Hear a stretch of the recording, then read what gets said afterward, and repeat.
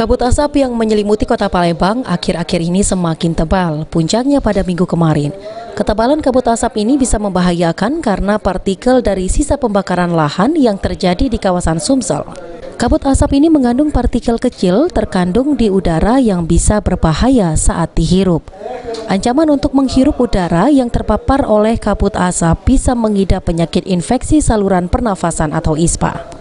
Dokter spesialis paru-paru Dr. Dini Rizky menjelaskan bahaya yang ditimbulkan kabut asap ini cepat menyerang warga, terutama bagi anak-anak.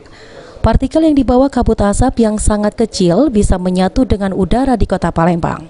Selama kabut asap, daftar pengidap ISPA bertambah. Selain itu, ISPA bagi warga yang memiliki riwayat penyakit asma bisa kambuh dengan cepat saat menghirup udara buruk ini. Yang paling banyak, yang pertama kasus paling tinggi ISPA, infeksi saluran pernafasan atas. Yang kedua asmanya kambuh, asmanya serangan. Yang ketiga pneumonia. Yang paling harus dapat perhatian itu yang mana sih? Terutama pada yang serangan asma sama pneumonia karena itu dapat mengancam jiwa.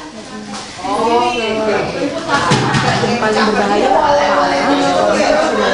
Terutama yang mudah sekali terkena dampak ini pada anak-anak di bawah 5 tahun atau orang tua di atas 65 tahun dan pada orang-orang yang mempunyai riwayat penyakit paru sebelumnya. Mardiansyah, PAL TV.